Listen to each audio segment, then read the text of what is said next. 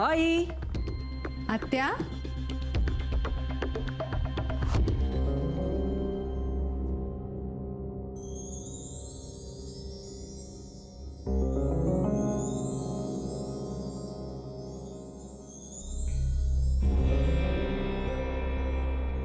आजींना शुभेच्छा देण्यापूर्वी मला नाही देणार? माझा सुद्धा पहिला दसरा आहे ना माझ्या सासरचा. पहिला आणि शेवटचा.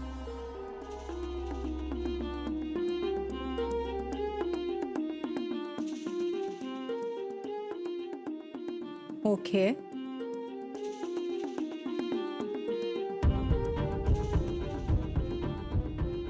वाटलंच होतं मला. सगळं खरं सांगून टाकण्याचा विचार आहे. हो, आज आईला सगळं खरं खरं सांगणार.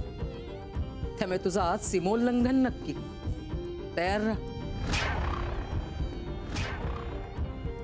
ते किती तळमळत आहे ना तुम्ही माझ्या लग्नापासून घरातल्यांना सगळं खरं सांगण्यासाठी. हो, मी विक्रांतसाठी गप्प बसले, पण त्याच्याच नावावर तू सगळं खोटं खपवलेस. आज नाही गप्प बसणार. नका बसू तुम्ही गप्प. सगळं खरं सांगून टाका. पण नक्की काय सांगणार आहात तुम्ही? म्हणजे लग्नाच्या दिवशी मी प्रेग्नेंट होते हे सांगणार आहात का? पण गीता काकींनी तर हे सगळं आजींना आधीच सांगून टाकलंय. विक्रांतनी सगळ्यांसमोर हे एक्सेप्टही केलंय की त्यांना हे सगळं माहिती होतं. अजूनही एक सत्य आहे जे आईला माहित नाहीये. राईट. आणि ते खरं म्हणजे हे की हे मूल विक्रांतचं नाहीये, बरोबर? अर्थात. पण आत्या, विक्रांतनी सगळ्यांसमोर एक्सेप्ट केलंय की हे मूल माझं आणि विक्रांतचं आहे. मग तो वाटेल ते ऍक्सेप्ट करेल ग, पण ते खरं नाहीये. ओके, म्हणजे विक्रांत खोटं बोलतायत. आत्या, समजा आता तुम्ही हे सगळं जाऊन आजींना सांगितलं तर त्याचा अर्थ हा होईल की विक्रांत खोटं बोलताय. विक्रांतनी एक सत्य लपवलं आजींपासून आणि त्यांना एवढी मोठी शिक्षा दिली आजींनी. आय एम शुअर तुम्हाला हे सगळं माहितीच असेल की घरातलं कोणीही विक्रांतशी बोलत नाहीये. आणि समजा तुम्ही आत्ता सगळं जाऊन आजींना सांगितलं तर हे सिद्ध होईल की विक्रांत सगळ्यांसमोर खोटं बोलले. त्याचे परिणाम काय होतील याचा विचार केलाय तुम्ही आत्या? आत्या, मला माहिती आहे तुमचं विक्रांतवर खूप प्रेम आहे म्हणून मी हे सगळं सांगते तुम्हाला. हो सर, मी सगळ्या फाईल्स पाठवते. Don't worry. Thank you. Happy Dussehra ma'am. Yeah, same to. Doctor Vikrant आले आहेत ना, ते केबिनमध्ये आहेत. पुढचा काही वेळ कोणालाही आतमध्ये पाठवू नको. ओके.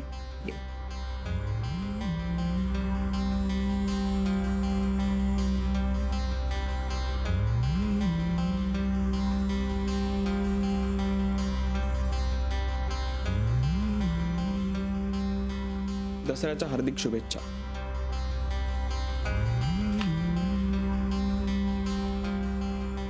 माझा दसरा शुभ नाहीये. का? काय झालं? आता घरून येते मी. हो, तू घरी गेली होतीस? नाही, घाबरू नकोस तू. घरात जे काही झालं ते सगळं मला आधीच कळलं होतं. त्यामुळे स्फोट वगैरे काही झाला नाही. आजी काही बोलली? तिला बोलायचं होतं, खरं तर तिला मला जाब विचारायचा होता, पण ती बोलली नाहीच. बोलली मोनिका. मोनिका? माझ्या आयुष्यातला पहिला दसरा असा असेल जेव्हा माझी आई माझ्याशी धड बोलली सुद्धा नाही. मी नमस्कार केला ना तेव्हा, नमस्कार केलायस तेव्हा आशीर्वाद द्यावा लागेल, धड जाब विचारता येणार नाही. मला तर धड तोंडही उघडता आलं नाही तिच्या समोर. मोनिकामुळे. मोनिकामुळे? या घरात दुसरं कोणी आहे जे सतत मला आडवं येतं? मी आईशी काही बोलायला गेले तेवढ्यात ही मला आडवी आली. मला म्हणाली, तुम्ही आईंशी जर सगळं खरं बोललात तर तुमच्या सकट विक्रांतला या घराबाहेर पडावं लागेल.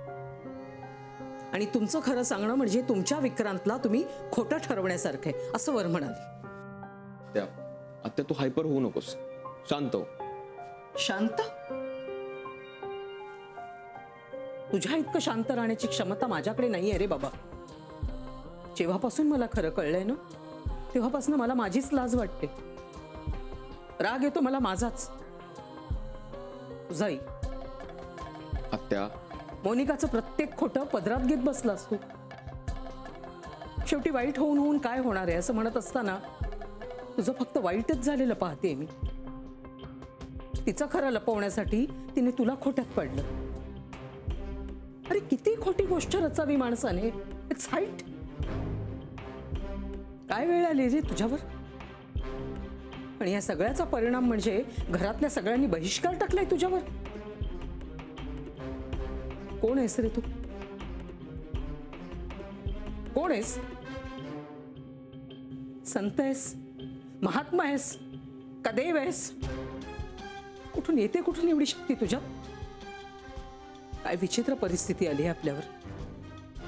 माकडाच्याच हातात खोलीत गेले, त्याचाच वापर करून तिने आज मला गप्प केले. आता आई मला जेव्हा काही प्रश्न करेल ना तेव्हा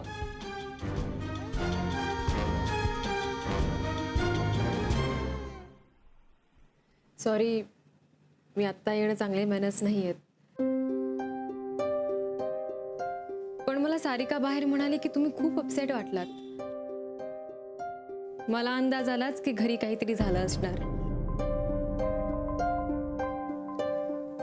हे सगळं माझ्या ताईमुळे होते. तिच्यामुळे तुम्ही सगळे सतत टेन्शन मध्ये असतात. आत्या, या लप्पाछप्पीच्या खेळात एकमेकांशी संवादच होत नाहीये. अगं पण कोणी बोललंच नाही तर संवाद कसा होणार? I have tried my level best.